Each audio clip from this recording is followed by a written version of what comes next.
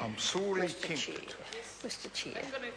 Darian Fenton. Thank you, Mr. Chair. Thank you very much, Mr. Chair. I appreciate the opportunity to take a call on Part 2 transitional provision.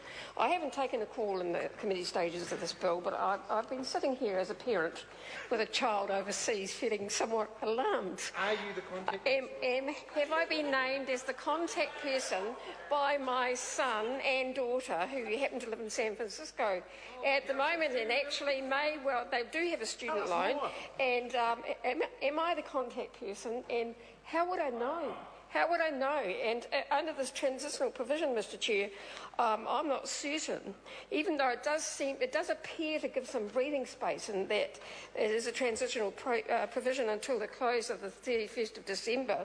So there's some breathing space, I think. So I might have some time to find out whether I am the contact person and whether, in fact, my address, my email, my phone number and others have been given to that very, very frightening department, but very efficient department called the IRD.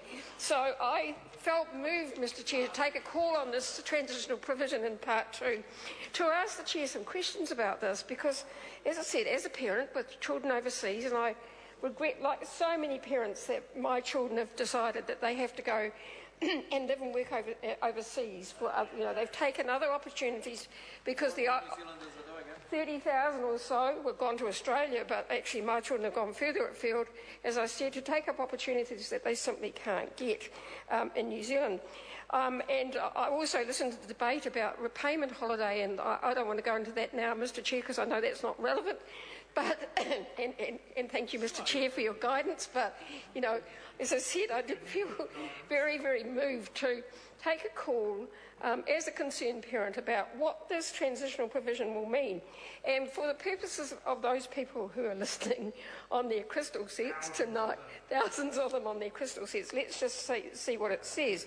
It says, until the close of the 31st of December 2012, the definition of contact person in section 193A5 of the Principal Act must be read without reference to paragraph A of that definition.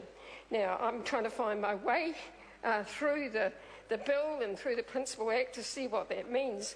But what it says to me, Mr. Chair, is that there is at least some breathing space for me as a parent and my children who have escaped overseas to reconsider. Well, I want them back, of course I want them back, but to reconsider whether in fact I'm a suitable person to be a contact person under this bill, and whether in fact they may want to think about whether they want to expose their parents to the vagaries of this bill, and particularly with all of its consequences, with the shortening of the repayment holiday.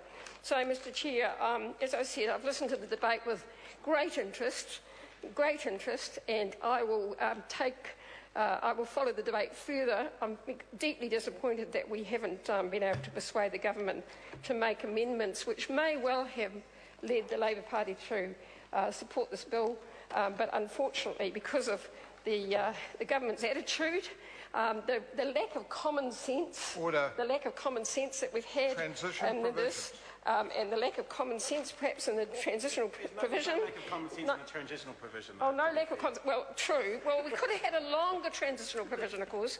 It could have been to the 31st of December 2013. That might have been of even more comfort to me as a parent, Mr. Chair, but I do appreciate the opportunity to take a call on the transitional provision in Part 2. David Bennett.